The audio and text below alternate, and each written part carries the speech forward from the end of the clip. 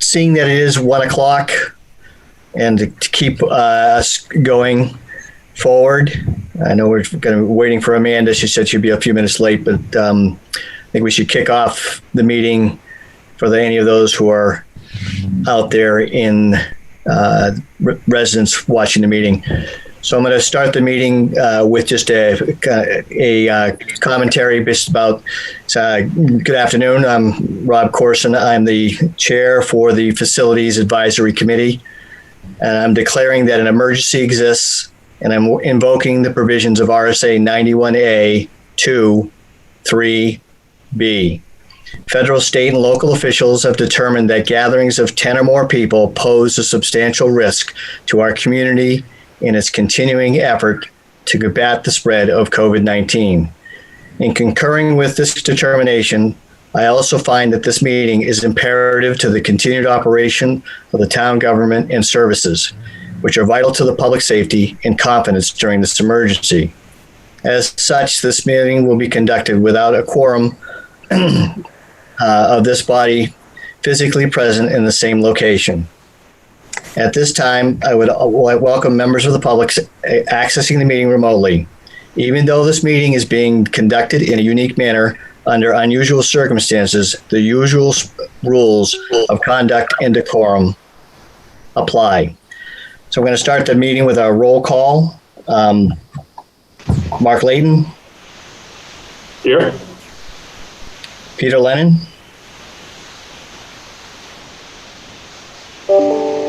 Here.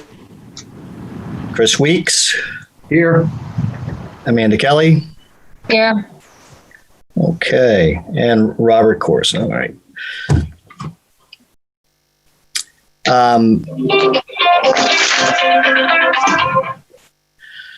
Sorry, it was supposed to be on No mute. problem. So I'm going to share our agenda for today. Can everybody see the agenda? Yes. So as of right now, I don't think we had a review of minutes from our last meeting, which was conducted back in February.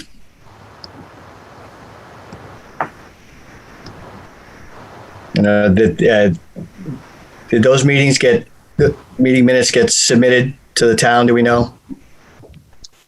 I don't know about that one. So what we'll have to do is a check with Pam.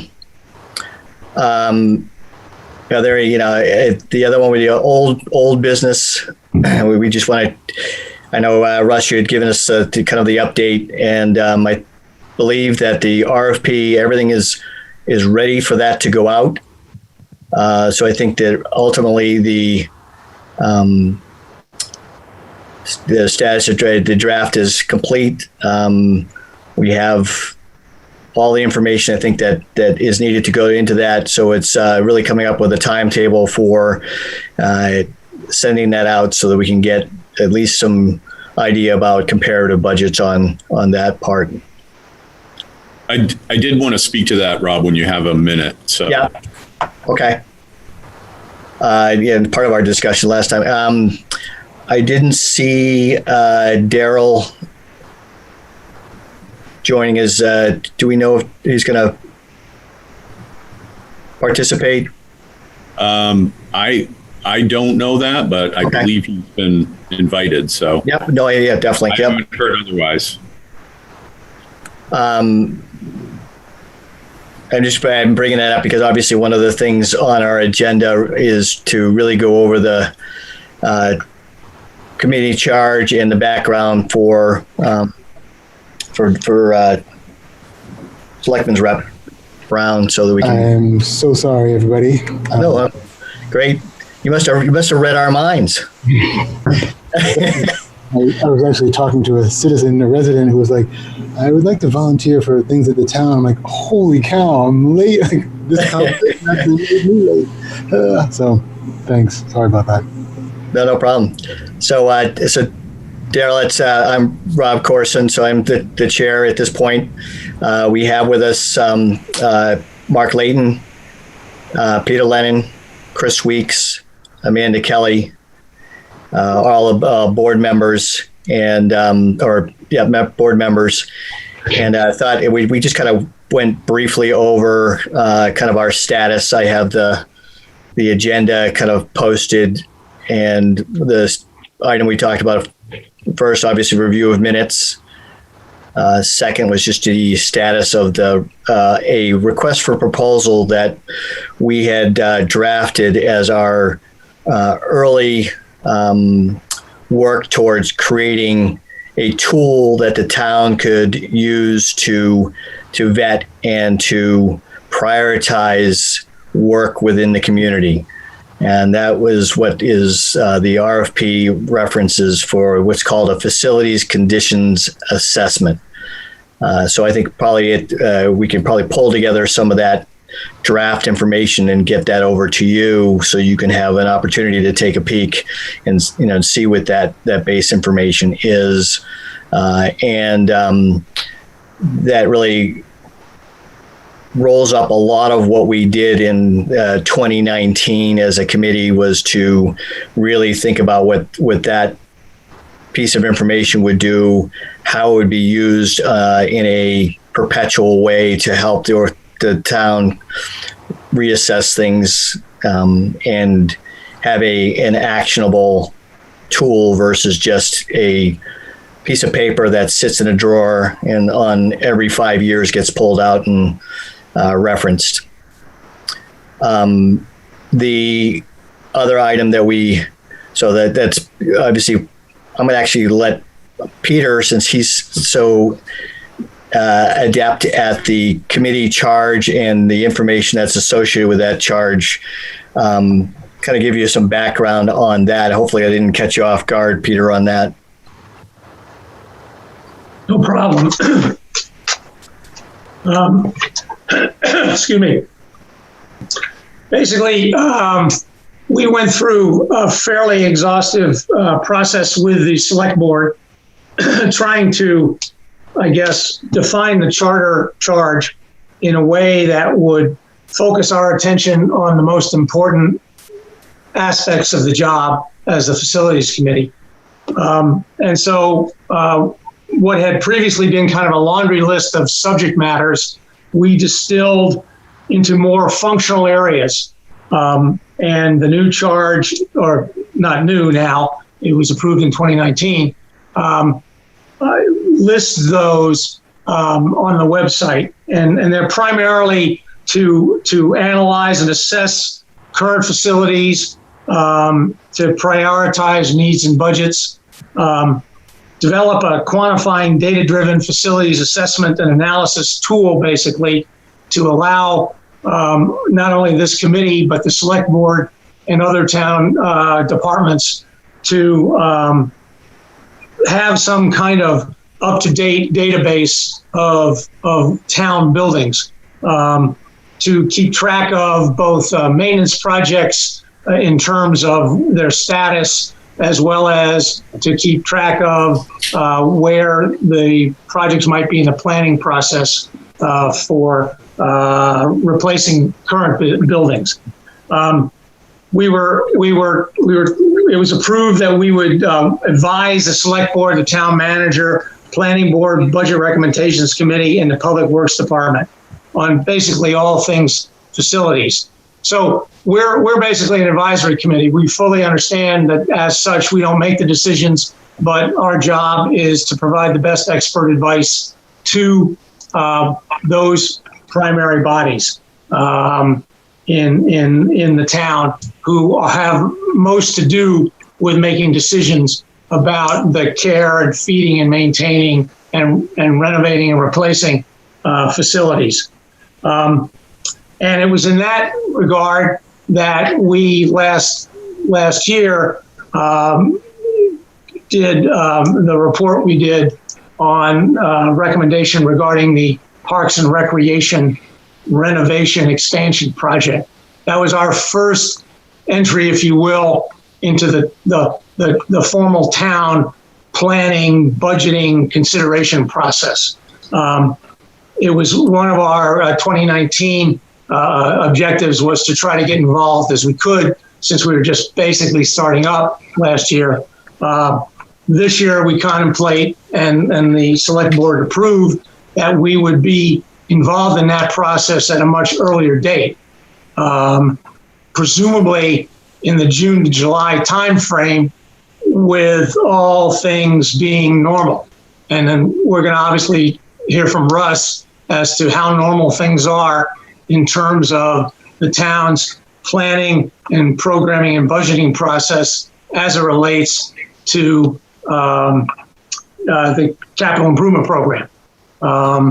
And at various points, we were going to involve ourselves at each of those stops along the way to try to be available to give expert advice. We then were tasked with considering developing an Exeter facilities master plan and a facilities policy. This is different from the overall town master plan. This is, you can view the town master plan, at least from my point of view, and obviously there may be different opinions on the committee, but the town master plan is a big strategic plan. The facilities master plan would be a subset of that and would use the town master plan as a point of information in terms of considering facilities. But given our charter, it wasn't necessarily assumed that just because something was in the town master plan, that it necessarily meant that the facilities advisory committee would approve of that project in whatever priority was stated for it in the master plan. And so there was some discussion last year after our report came out about, well, you know, this rec department was in the master plan. Why haven't you approved it? And that's not our job. Our job is not to simply salute the master plan or any other planning document. Is to provide whatever strange mix of capabilities we have to the facilities.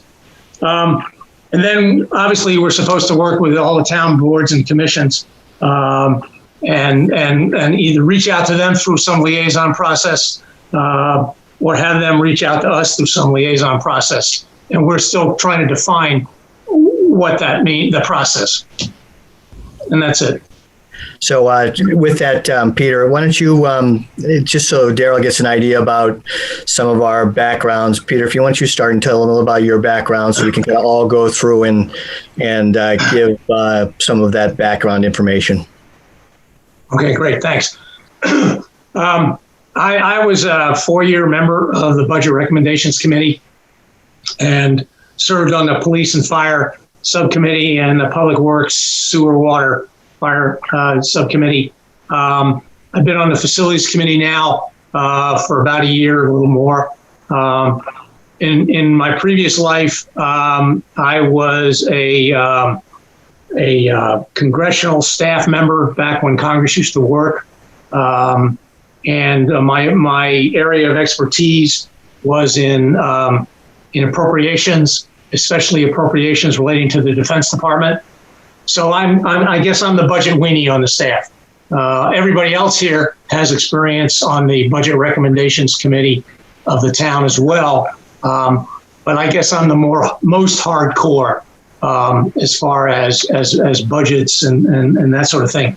Even though everybody else in this committee is very familiar with capital planning and budgeting. Chris, you want to? You're on mute. Daryl, welcome aboard. Good to have you. Good to meet you. Look forward to meeting you in person someday. So I've been on the Facilities Committee for about a year now, too. I'm the vice chairman serving on the team. So I'm an architect with the city of Cambridge now, and my area of expertise is schools. So I work on a lot of school buildings, a lot of experience in design and construction as well. So I guess that's about all I have to say. I don't want to keep this too long. So we'll move on to the next member. Amanda, you want to go next? Hi, Daryl. Nice to meet you. I'm Amanda Kelly. I've been on the committee less than a year. I can't remember now exactly when we started. I'm a landscape designer, and I bring to this committee a little bit more of the user experience, honestly. I'm a very strong disabilities advocate, and that's a big area for me. Mark. Hi, Daryl. Nice to meet you. Mark Layden. I've lived in the town for about 15 years. So I've been on the committee, I think, since it started, which is about a year ago, I think it was, but maybe longer. I lost track. I've got some experience on the budget recommendations committee about 10 years ago now, 10 or 12 years ago. My real life, my job is I'm a director of facilities at Phillips Exeter Academy. So that's my life, I guess, is facilities in general. So, I think that's it. So welcome aboard. Nice to meet you. And Daryl, my background is, again, I'm an architect as well. A fair amount of my time in the last 20 years, 15 years has been, I was a facilities planner for Exeter Hospital. And I've been on a number of the committees, both budget committee, the historic district committee, the facilities. We had a facilities committee a few years ago, so familiar with how the town operates, and I think we've got a pretty strong group of people here that really do care about being proactive and using our professional and personal experiences to really shape how we use our facilities. So Daryl, I'll be interested to give us a little bit of your background and what your thoughts are on the facilities committee. I'm clearly the most underqualified to be on this committee, which is clear. It's an amazing lineup. I'm just so impressed with all the people.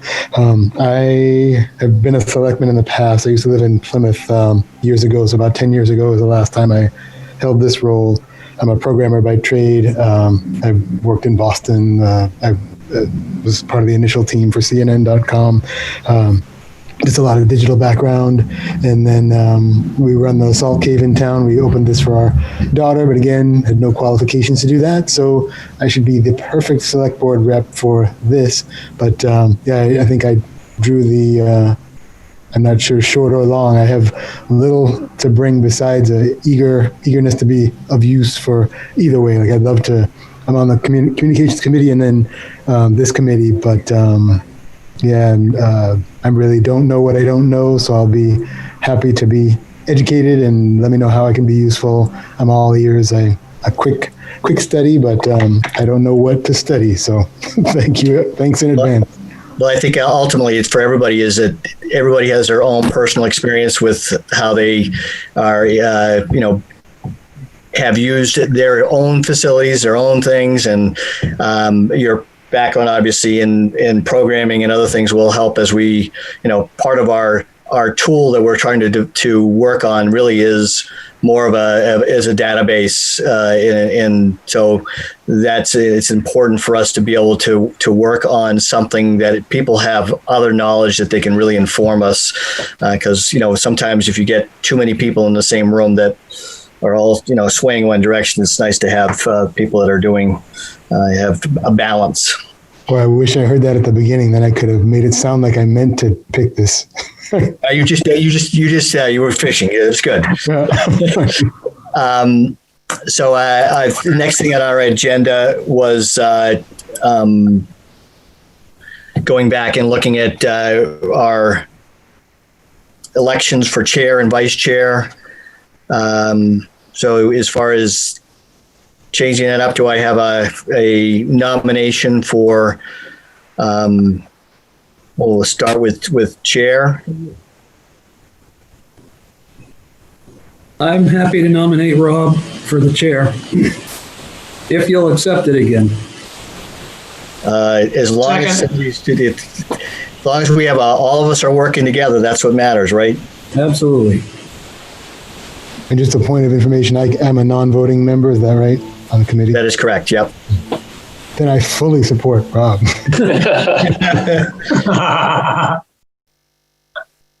We have to. I second the nomination if we have to do that. I'm not Chris. All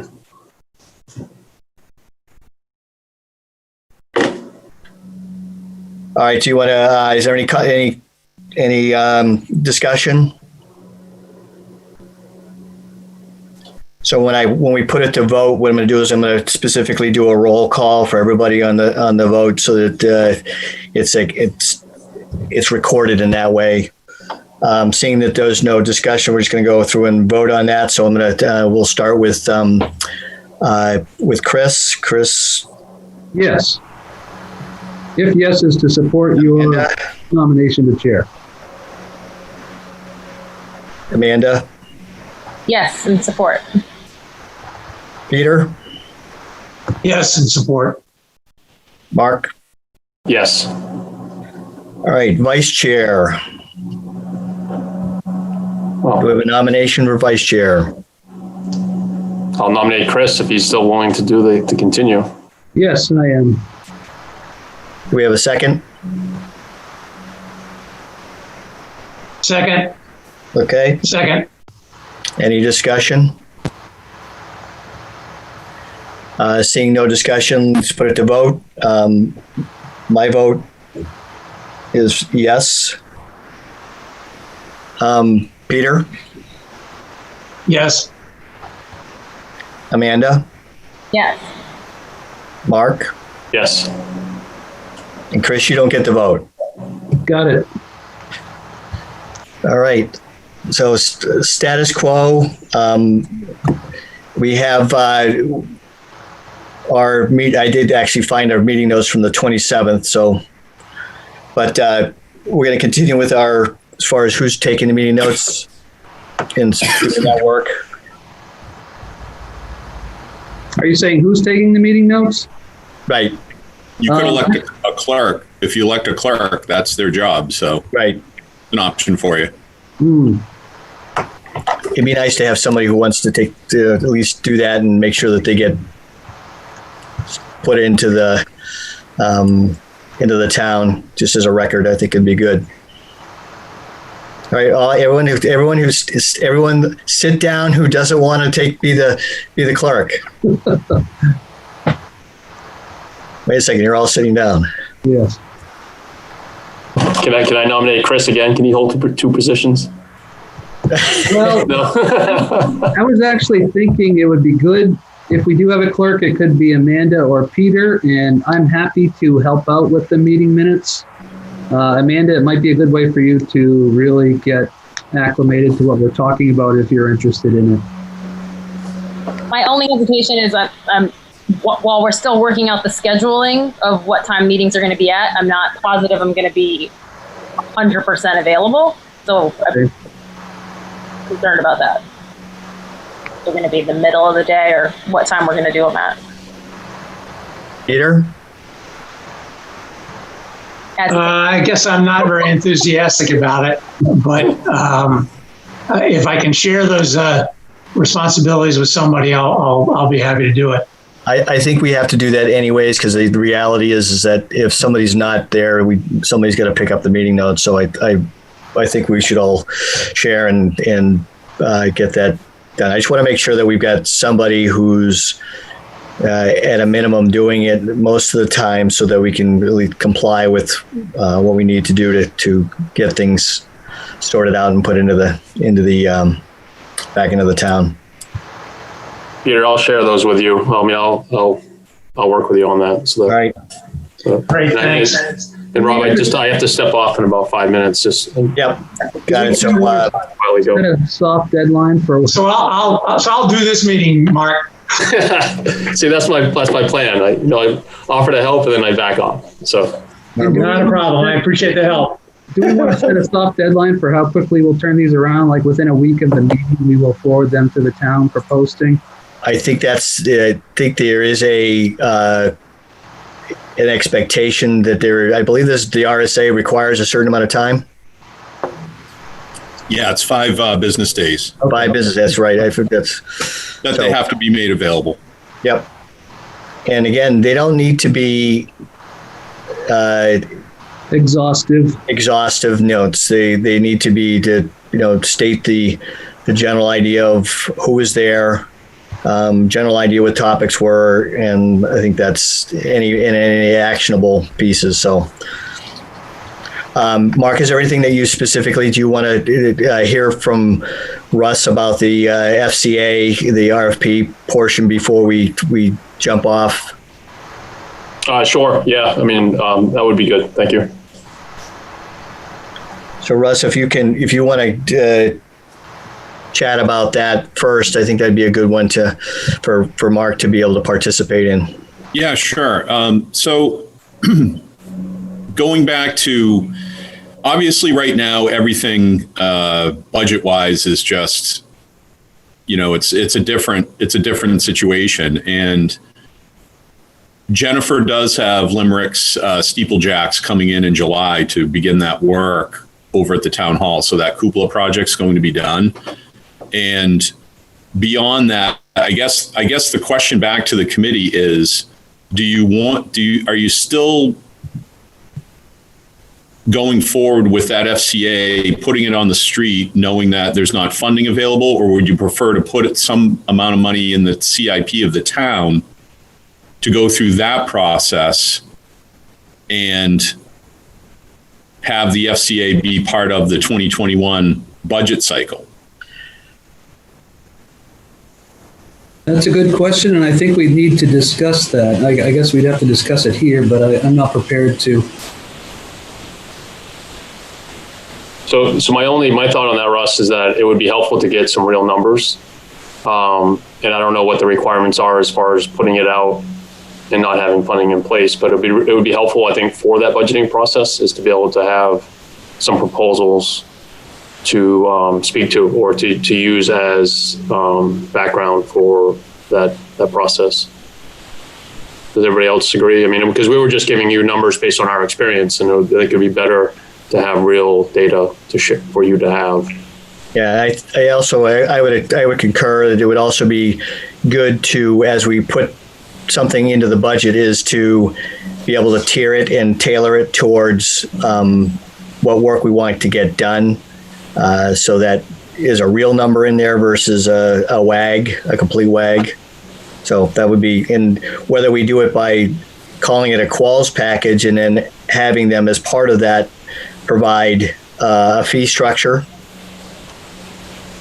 would be another way to approach that. Okay. Can we do that, Russ? Can we put out whatever we call it without funding and with the understanding from everybody who would respond that it's likely to be a 2021 budget item? I mean, you can put that in the RFP if you want and cite the fact that funding is likely to come on, or I don't even want to say likely, funding is voter dependent, or however it gets stated, right, in 2021 for it. I mean, you can do that. We typically don't do that for, I mean, I think you guys all are aware, we typically, we'll budget some number and then we'll go out and we'll solicit RFQs, RFPs, and so forth, and then go through a process. But I mean, it's an option. It's just not commonly used. Being upfront about it is probably smart, but it sounded like we really needed more detail on what to ask for. So waiting and asking for a yes seems tough. To me, I also think it by having that number and people we've actually seen who are qualified to do it gives more of an opportunity for that to actually make it through the budget process versus just, hey, by the way, it's another, $30,000 study. And everyone's going to go, well, who wants another $30,000 study? So that's one advantage I see is it actually having some background to be able to give to people as part of the budget cycle. I'll defer to you guys who have done this lately, but are we likely to get some decent responses, even if we say that there's no money in the budget until the 2021 budget cycle? My Yeah, my experience right now, just being in the industry, is that this is probably the best time you're going to get. Well, and it's also helping because we wouldn't be doing it until next spring, right? So it's work that they could try to plan for 6 to 9 months from now. So yep.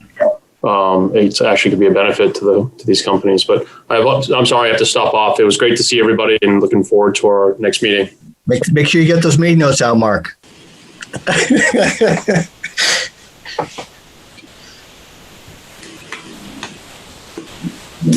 So Russ, our obviously there's no money in the budget except at this point, if I understand correctly, except for the cupola project. When is the budget? Is the entire the town's budget process either delayed or going to be extended because of the uncertainty with the revenue stream? Or is the process going to go along usually the way it is and adjust later with the revenue streams? Right. We'll probably do our conventional process like we start with, but I will say that it's just such a different year, and we've already reduced down a number of different dollar amounts in our FY20 budget to try to hedge against the potential for revenue downturn loss through the COVID pandemic. So it's a bit of a wild card. It's hard to say. I mean, we're literally going probably 90 days at a time, looking at our revenues, looking at as recently as yesterday, there was an emergency order put out by the governor saying that implicating tax payments and appropriations reductions and so forth. So it's, you know me, I don't like to be fluid. I like to have things in boxes, but there's not a lot in boxes right now. It's very fluid. Yeah. I think, Rob, let me throw this out. Maybe the thing to do is for us to take one more look at the RFP and maybe see what we would need to revise it to issue it, in a month, even if we didn't have any money, just to get a ballpark number. I'm in agreement. Okay.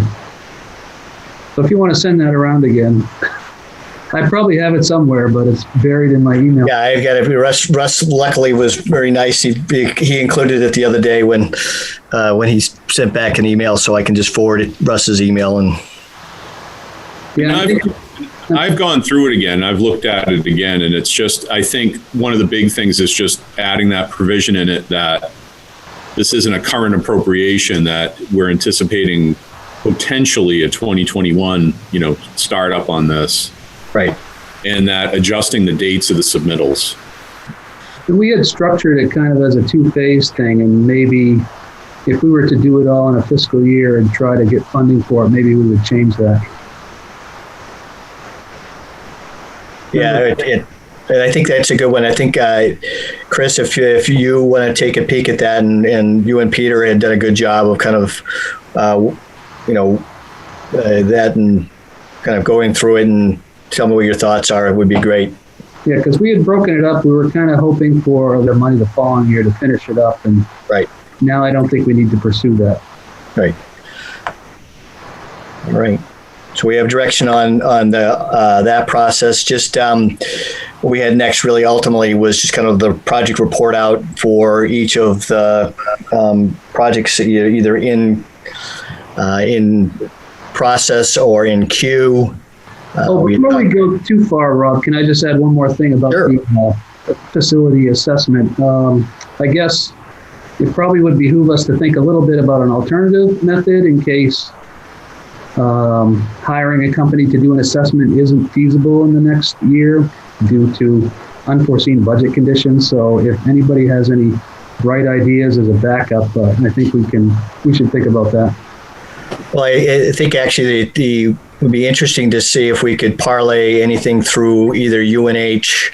I'm thinking of either any of their project management folks or things like that we might be able to get an intern to assist in actually starting to at least build at a simplest form. You could start with an Excel Excel level to begin to build some of that base data that we already have that was in the Turner report and some of the other reports. So I think there's an opportunity to think creatively. And if anybody else has some ideas, we could probably go through and think about what that could be like. Yeah, I mean, we could even walk through the public buildings ourselves and not exhaustively, but at least start to generate some of that information. Yep.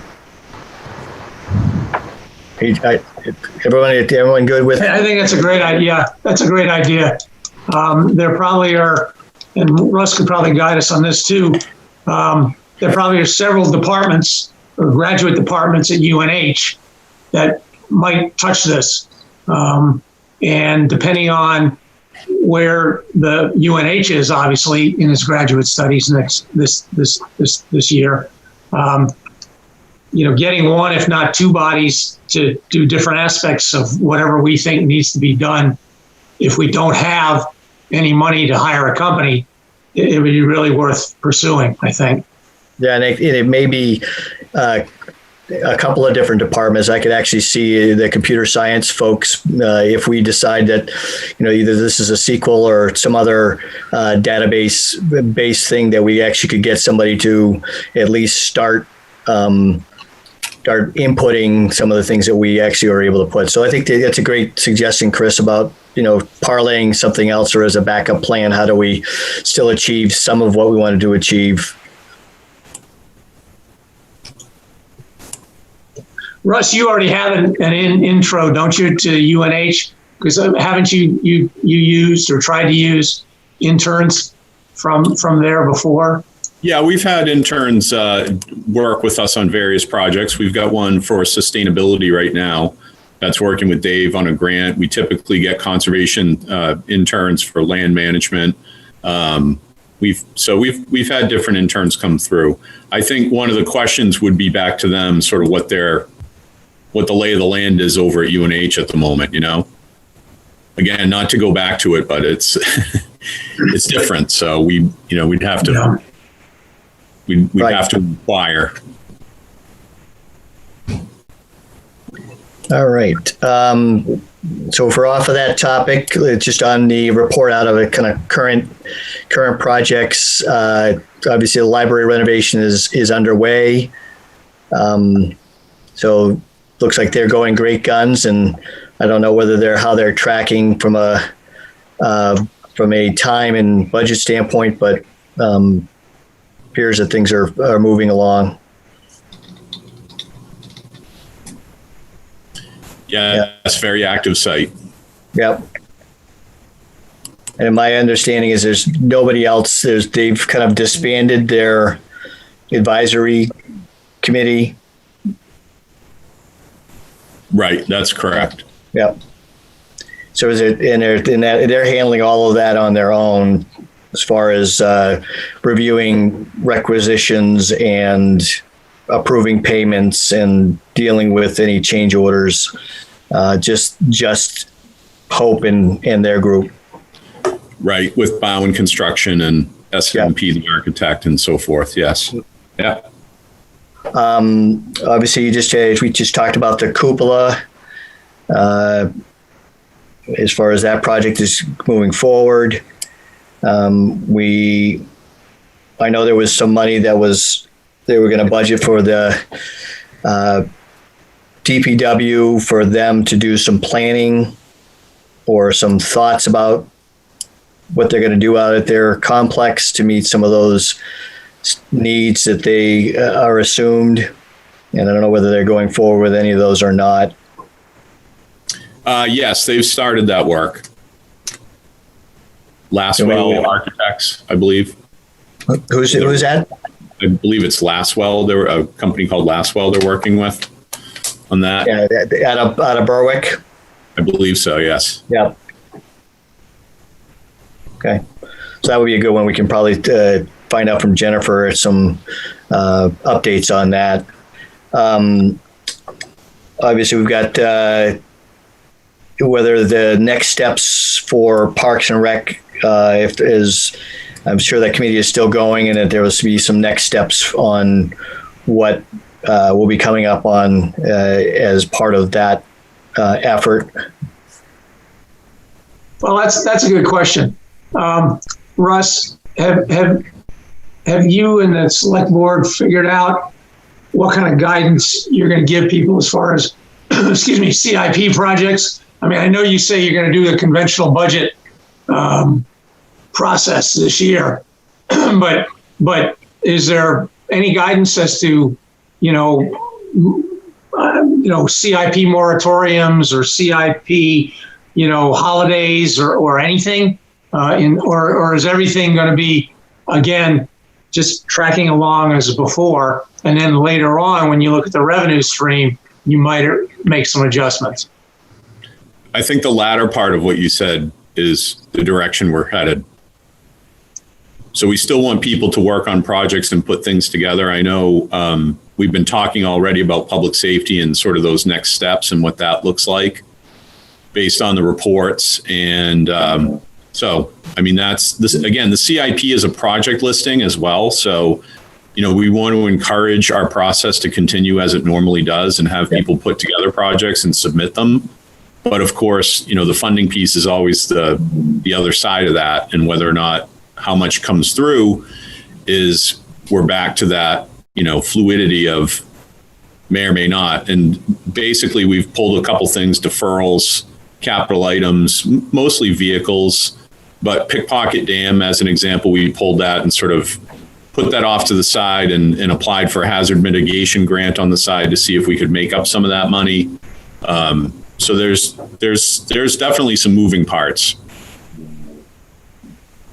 Is the rec department renovation expansion likely to be included in the CIP again for next year? We have not talked about that, but I would have to get back to you, Peter. I don't know that yet. Let's see. I think I would say the overall, I just want to point out that, I mean, I know you keep hearing me say the same things, but the financial climate obviously has changed fairly dramatically. So where the town was back in March and February may not be where the town is in February and March of next year. So I think everybody's very cognizant of that and working along that thought process. Which makes complete sense. I mean, one of the items that was brought up was to put on our list was the Rains Farm. Again, that this is a item that's been on the list for over and over again for a long time. Just what to be done with Rains Farm, how much to invest in Rains Farm, what is its mission, what is its goals, and we did have some conversations with Bill Campbell about this, and at least he was going to give us some advice or give us some of his thoughts before this thing kind of stopped everything. So we're going to keep that on our target list of items that need to be tracked. Let's see. So I'm going to actually hit on the impact of coronavirus on the town facilities and obviously any adjustments you've had to do based upon social distancing, keeping people safe, mechanical systems. What have been some of the actions, and are there any initiatives that are going forward that would be good to have on our radar? Well, obviously uncharted territory for a while, and we've done a lot of adjustments in the offices to prepare for basically being able to open the doors again to the public. I mean, we haven't stopped serving them at the town office, but the public access is a totally different issue. And so we've got signage in here. We've got masks in here. We have a public opening plan next draft that's going to go to the select board for Monday night to talk about. I think our tentative date we're talking about is early July to allow for that. So we've done a lot of adjustments within the buildings to try to, keep people as safe as possible and adopt practices and adaptations, they're called, to allow for us to be open. And so that's really where we're at. And it's been complex. It's probably one of the more complicated things I think I've been part of, to be honest with you, because one of the things dealing with this kind of situation is you're dealing with access, egress issues, people coming in the front. Could they possibly come in the back and use a town clerk and tax collector from that direction? But that's not ADA accessible. So how do you modify your operation to make sure that, you can keep those social distancing aspects in place?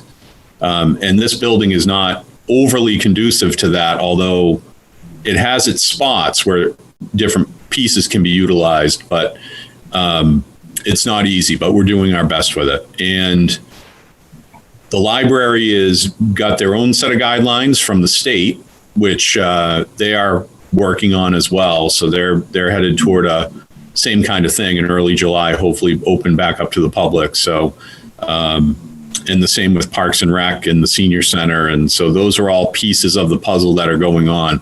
I think one of the biggest items is, again, this mask issue that everybody is familiar with. Will people wear them in the building? Will they not? We're encouraging it. We're going to offer the masks. We're going to have our people who serve the public wearing masks. That's the intent. But we've also built in like 6-foot distancing types of things to keep them, keep them far enough away so that if there isn't a mask, at least there's that. Right.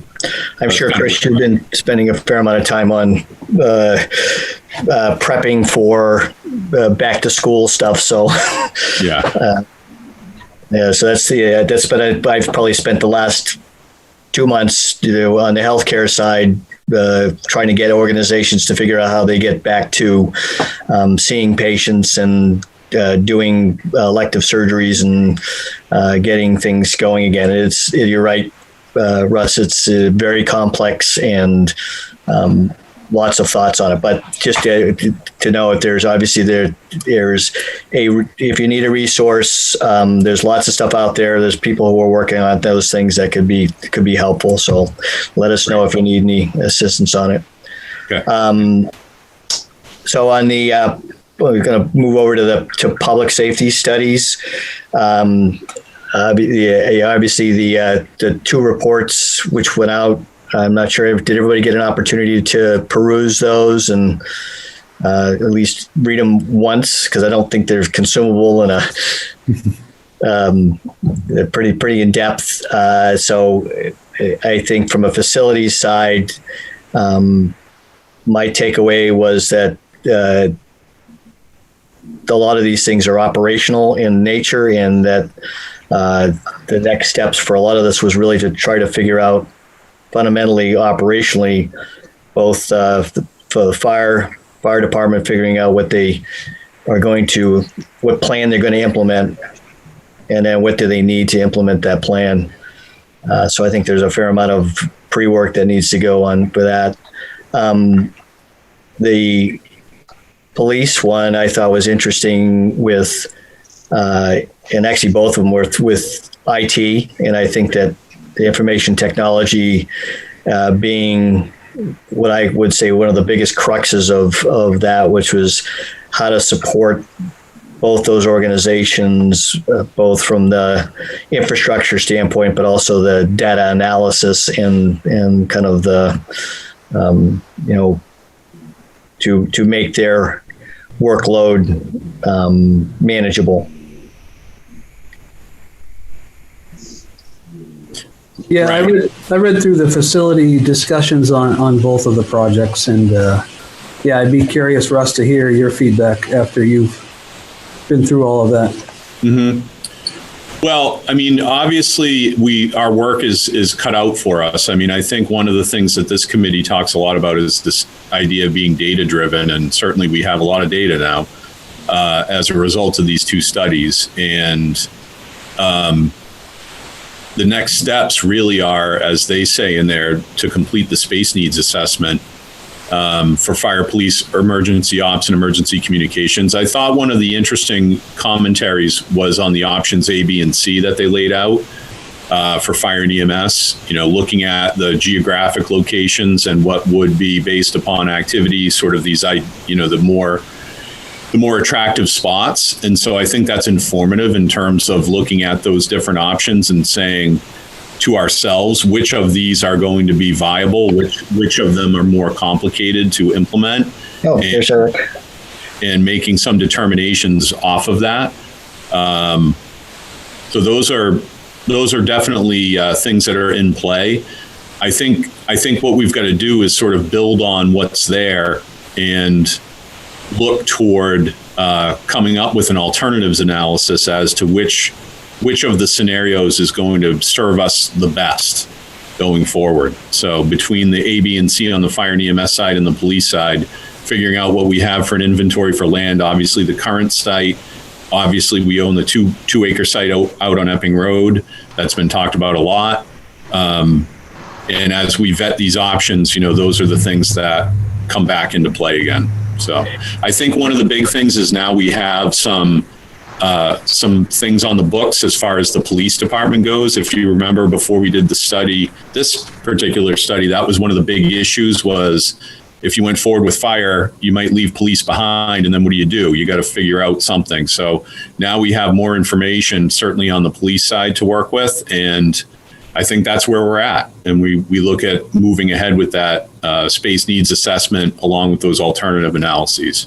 So just my one thought about the next steps was that I really do think that there needs to be a little bit of what I'll call process engineering that needs to go on before you do space needs, and especially on the fire side, where they really talk about ultimately what your staffing needs are going to be, what your actual motor vehicle, your delivery device is going to be. So part of what they discussed was that if you were to look at the data that's there and you decided that instead of sending a ladder truck out at the same time as an ambulance, if most of your calls are a certain type, do you change the type of team that you send out with certain groups? And so I think there's a lot of things that the fire department, and Eric would, be working on to really figure out what those teams look like, how you're going to staff each of the groups, because that will affect ultimately your space needs analysis. How many vehicles inside of the building, how many vehicles needed, how many staff members in each one of them, how many are on each group. So to me, my recommendation is that those guys really do spend a fair amount of time really, really planning their staffing model and their delivery model before you really get into a space needs piece of it. Because you may say, okay, we only need 40,000 square feet or 35,000 or 10,000 square feet, and miss it completely, and then target properties that either are not big enough or too small.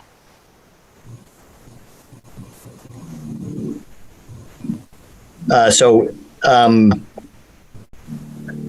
Bob or Daniel, can you let Eric? I think you'd be able to unmute. Yeah, I think I'm here. Good. Can you hear me, Rob? Yep. Hey, sorry I'm late. Had a bunch of stuff going on around lunch and got back and noticed you started at 1. My apologies. No problem. I think I caught the gist of the last piece, and I don't disagree at all. And I think we've had those discussions internally about the growing pains, and I use that term positively, of what happens if there was a 2-station model. How would we split our forces? What would our fleet look like? I think you're spot on, no question. And I guess I would just also caution that what we decide over the next couple of years as far as the delivery model and personnel may look entirely different 20 years from now. And nobody wants to revisit this issue repeatedly in what I would call a short term. And 10 or 20 years for a fire police station is absolutely short term. We're in this one for 40. So I think we'll absolutely do the things I heard you speak of when it comes to our delivery, the personnel, best recommendations of where we are today with the data we have. The analysis was great, and we have some awesome information that it took either a very long time to get in the past or just unavailable to us with the mediums we used. And once we do that, we can determine the space needs. But there's going to be some fudge, if you will, based on what we may look like 10, 15, 20 years down the road. I don't want to recommend a station that would have an ambulance and an engine, for instance, and 3 people today, only to find out that part of the community 10 years from now needs an additional 2 people or an additional ladder truck in that area. I understand. I know you understand what I'm talking about, but I think that all has to come into play as far as what's the future look like. And in our business, often the crystal ball is always cloudy. You do the best you can with the data you have, but we're going to be on the board. We're going to be a team player, and I'll absolutely. Justin is already kind of looking at some of those things as we read our study, looking at the model of delivery, making sure we meet the standard that's appropriate today without additional people, and then how do we integrate in staffing and how do we afford that operationally as well. So, but thank you, Rob, for discussing that. That's actually great about, with, Dave Sharples being there and the town knowing kind of, developable property and obviously Darren and other people who are aware of what, where both commercial and other properties are. So I think, starting with this data is a huge thing. And it really does that the whole heat analysis on the call volumes and things like that is very, very important to be able to track, types and how often you go out. It also identified some things that, I do a lot of this data analysis for my work in the healthcare is that you look at the patterns. So obviously for me, the big one, and it came up for you guys, which was the, false alarms and things like that. Police was huge. They said that was one of their items that they really wanted to focus on. But so it was a good, very, very good report. Both of them were. I'm not sure about how we do next steps on that, Russ.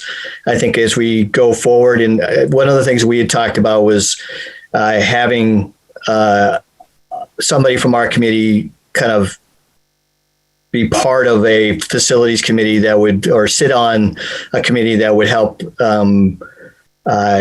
advise or to be eyes and ears on, say, if any development that happens on public safety. And I think that would be a good starting point, is just to have somebody who's there and can help and hear it. And so when we get to the end of this, is that kind of support, so that one of our goals really was to make sure that when we get to the end of a project planning, that the likelihood that it's going to move from project planning to an actual realized constructible project is what you want to do. You don't want to go back 20 times and say, oh, yeah, here they are. They're back again for such and such. You want to sit there and say, this is a needed thing. You got the support of the groups, and you go to the town and you say, this is why it's needed, and hit it out of the park. You got any thoughts, Peter? No, I would agree. We've obviously, as a facilities committee, have looked at, not conceptually even, but we were, I think, all of us very supportive of the public safety study, because we thought it was going to provide us with some really useful information. And I don't know of anybody on the committee who thinks that the current facilities are adequate for either the fire department or the police department. So having somebody from our committee work in some way as part of the project planning for public safety, I think would be really helpful. It would be helpful, hopefully, to the fire and police departments, and I know it'll be helpful to us, so that at the end of the day, whatever comes out of the process, the objective would be that everybody agrees with it and everybody can support it. And so there's no need to have anybody second guess anything. And that may be overly optimistic, but having, I guess, us as a committee have a rep to that process, I think would be really helpful. Amanda, you have some thoughts on this? You get on mute. There you go. Yeah, I mean, I think we talked about having a rep to a bunch of different committees. So Yeah. I think that's worth going through and figuring all of them out. Yep, I think that makes sense. And I envision on this a working group, Rob, and I will, we're the public safety people, and I have talked about some of the potential people on that work group. Obviously, we'd like a select board member on it, probably a budget committee member on it, along with the public safety people. But one of the things that I do want to at least leave in your mind maybe today is that based on the report and what's come out of it, I do think that, and I agree with you, some process engineering is definitely in play, and we have to go through that process. But I'd also advocate for, obviously the direction I've given to public safety is to put some, and to Dave Sharples, is to put some number aside for, if it's not for a space needs assessment, to at least take all of this information to the next stage that we need to get to by, if you look at 2022, so presuming that would be 2021, some sort of financial support to help us through that alternatives analysis. No, I would agree. Yeah. Yeah. So I don't know what that number is. We sort of, kicked it around, but it could be, I don't even want to speculate what it could be, but it should be fairly healthy, I would think, not, north of $100,000 at least, to help us continue this process. But I leave it to you to think a little bit about, and maybe you all have an idea too. But we've been anywhere from 100 to 500,000, and you're going to get different levels of results depending upon what you put into it. Right. And I think part of and it's similar to what we talked about way back when we looked at the town offices, is that part of your assessment should be, as you identify your properties, is that whether you're going to engage in a phase 1, phase 2 analysis on any of those things, and also looking at them from, all the things that were identified in the report, the stormwater, weather conditions, things like that begin to help you vet the value of each of the sites that you identify as way of creating that value matrix just in the analysis of the sites to go along with that. So, yeah, part of the challenge here is that this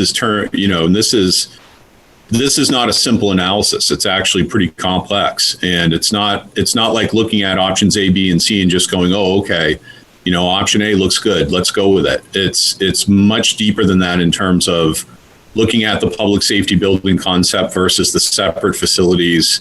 Do you build a fire station and a police station? Do you, some of the unmanned recommendations that they suggested in there is something to look at, vetting that. Does that fit into the overall picture? This study is probably a 20, 25 year look down the road, right? Yep. The cost factors of getting to eight firefighters on a shift are going to come into play. And Eric's, I know, applied for a grant to help with the 7. So we'll see if that comes through for us. But those are all pieces that, are not going to be easy to do. And, the whole notion, it's easy to write it up and say, the public safety building versus the different facilities, but it is a very complex analysis when you get into it. So, but we've got to keep moving. Definitely. All right. So I think that we'll keep this on our list of items. And if there is a beginning to something was being formed, Russ and Eric, about a working group to help out. One of the things we'll discuss at some point is getting some volunteers who wanted to participate in that group, and so we can, like you said, now you have almost like an all committees group that's actually participating in it, so that when you do get to that final vote stuff, it isn't literally reiterating the same thing to 10 different groups, 10 different times, and having to defend it 45 different times. So I think it gives it the likelihood it'll actually get passed and become a real thing. So I think that's how we'll move forward with that part, if everyone is in agreement. Do you have a timeline on that, you think, Russ or Eric? Well, I know, I'm sorry, go ahead, Russ. For a task group, or were you talking about the CIP? Task group. Task group didn't have a timeline, but we could easily have, or we could have one in place, probably at least drafted up soon. I mean, we can begin working on this internally, but maybe, I don't know, the next 30 days or so, we could see something up and running. That makes sense. All right. And again, the consultant, you got the report along with the select board. We still need to have the consultants present the report to them in a formal way as well. Right. So we're trying to do that like late July. Yep. Again, with the pandemic, everything's a little tricky. So I keep going back to that, but it is what it is, It is what it is, right. So can I ask you, Rob, one question for Daryl. Has the select board had a chance to kind of reach any preliminary conclusions about the public safety studies? No, I don't think we've had any discussion since we've convened for this term. Well, I saw the study from the chief a few days ago, but I don't believe, Russ, you can correct me if I'm wrong there. I've missed one meeting, but I don't think we've talked public safety complex at all. No, the board hasn't had an in-depth on the public safety study yet. So Russ, I've got a question. So is this kind of going to, as far as progressing this, is this going to be like a two-phased approach? There's the operations side, there's things that you'll do personnel-wise and equipment-wise, and then is the secondary part of it, the facilities part of this for both the police and the fire? Well, both departments are looking at the recommendations, and they're providing updated reports to me as far as like where they're, what have they done with this? And the way we approached it was breaking it down by, there are things in there that are operations that you can implement fairly efficiently without a cost. And then there are other things that are going to require budget supplement to do. So there's that piece of it. And then there's the facility piece. So I don't know if that answers your question, but that's how I'm looking at it. If you look at it as sort of a strategic plan for the department, then those are the pieces. Yeah, no, that makes sense. That does answer my question. The second part on the facility side, are you looking at, so let's say they go, the Eric and the police chief go through and say, yeah, we really would like, we think a new facility is necessary to support our enterprises. So what's the process for developing the plan for the facilities? Would it be entering into like a feasibility study phase? And is it something that we would present options to the town first before we did anything like a concrete CIP or try to get it into the budget? Well, like I said, I think we need to put some amount of money in the budget to whether you're going to do a feasibility study, call it a feasibility study, or call it an alternatives analysis to build on what's in here. I think there has to be that. But again, I think what you do is you look at the fire and police study, you look at the operations side of it and the technology side of it and the needs that have been laid out in those two reports. And basically, when you get into the facility, when you get your initial, if you brought somebody in and had them look at this, they would look at those things and then begin to develop concepts around those things for the facility. Okay. That's what I have in my mind. I mean, I certainly feel free to weigh in, but that's how I'm looking at it. Yeah, I was just curious to see if like, let's say the stars align and we do want to present a new facility. Is it something that you would want to create like a pretty concrete plan and then present it to the town? Or is it something, I think to drive public acceptance, we're going to need to present a lot of options early on to get their feedback on. And I think that'll help drive more approval for it, so that when it gets to the ballot time, it might, they'll be very familiar with it. They'll have had some input on it, and it'll have a better chance of succeeding.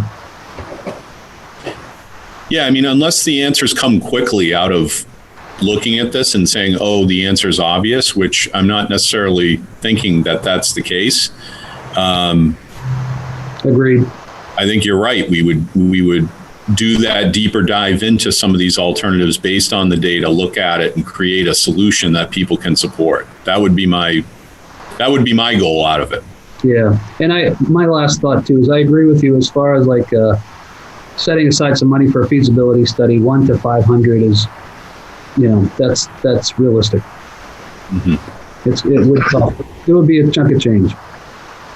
I just had it's more of a tactical comment, but I'm not sure where we put the stake in the ground on this. The IT concerns are great, and I think the focus is on the data, on the content side of things, but we should probably be thinking about security side, and that may involve consolidating things into one location for the whole town or distributing it, but it should be a conscious effort, because in as much as all businesses are digital first, that just having a separate plan or thought about here is our technology plan with a sense of security and fallbacks and all that. So wet blanket. Fair point. No, it's all right. So obviously, is there any new business that people want to bring up? Anything else that's on the radar or as a topic? I don't know if there's any initiatives that either the Energy Committee or Sustainability has come up with that are facilities related that might be good for us to have visibility to. I got nothing. Okay. One of the other items on us is to really look at schedule and trying to make these again more regular again. So I don't think we have to do it here, but I think we're going to do is send out a poll to see if what are good times for people, and so we can actually get something set up. Russ, have you got an expectation how long the virtual meeting environment will stick around, and whether will it stick around forever? That's a good question. One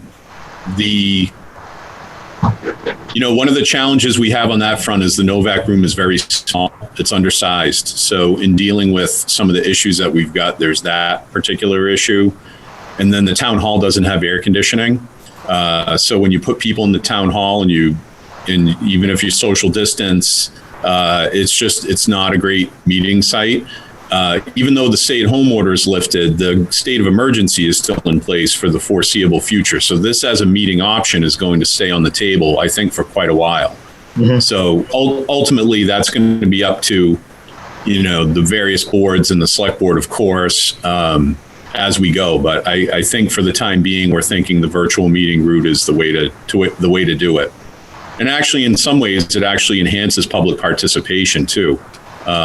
In many ways, actually, it's easier to access these meetings. But well, it also goes. It does a lot of things, right? From the end to say accessibility. So in some cases, these things can be potentially a lot more accessible than other things. But I think from our planning standpoint, so if we were to say the next 3 months, that we would continue in this platform for the next 3 months, and then we'd adjust at that point. Does that seem reasonable?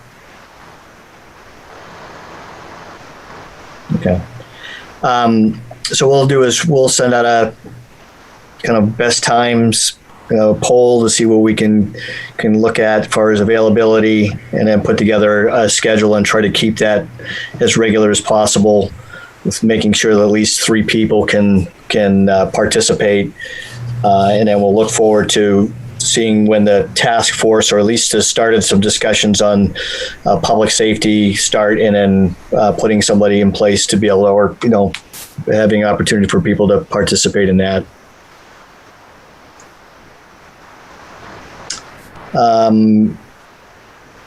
I don't see anybody comments or questions from the public or anybody else. Do we have any questions? Or I don't see any raised hands. So, Well, raised hands from the public or raised hands from us? it would be on the Zoom platform. Is it you get a little blue hand? Oh, Yeah, I don't see any attendees, so it's just participants. So you can raise your blue hand if you'd like. how about if I just ask you a question? Rob, are we going to discuss at some point? I mean, we're obviously halfway into 2020, but the question is whether we revise our goals and objectives for 2020. A, B, we had this timeline, obviously, for the 2021 budget process. So I guess we have to ask that we built the timeline and showed it to the select board and had them bless it on the assumption that we would get involved this year in the 2020, fully involved in the 2021 budget process. So I guess the question I have for you, Russ, is, and I know you said you want the process to continue to work, and that makes perfect sense, but are you on the same schedule as before, as if there hadn't been a COVID-19 pandemic, or do we look at different times for the facilities committee to get involved in the budget process, and then have to reflect that in our planning? I mean, for example, under the situation normal, we were planning to have our recommendations to the town planner by 1 July. Well, obviously that's not going to happen, and it may not need to happen. But the question is, Russ, are there delays at any point in the process already that give us the opportunity as a facilities committee to get involved, to do the sorts of things and provide the sort of recommendations that we told the select board we would provide? I guess my answer to that was, let me talk to Mr. Sharples about that and try to answer your question. Okay. Yeah. Thanks. So that does lead into my next item, which is agenda items for next time. And then part of where we left off in our last meeting, Peter, Willie, and everyone, is that we had a discussion about our plan, and I don't think we necessarily had a consensus on the 3-part plan and what our trajectory was. And I think we need to revisit that and get consensus. What is our objective? And I think we need to get that thing squared away so we can deliver something that is part of our scope. So I get that, and then whether we want to have Bill Campbell talk about the Rains Farm scenario.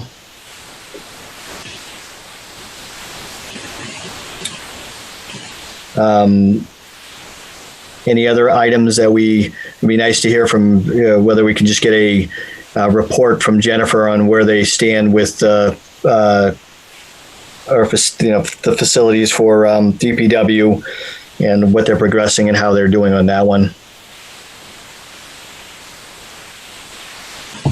Can you think of any other agenda items that we want to add for next time?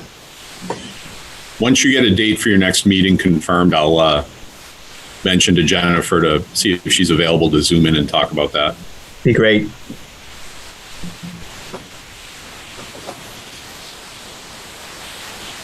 All right.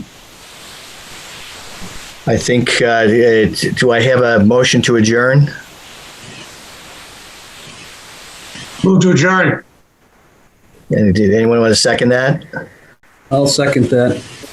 All in favor? To adjourn. Adjourn. Adjourn. Thank you, everyone. Thank you all. All right. Thank you. Thank you.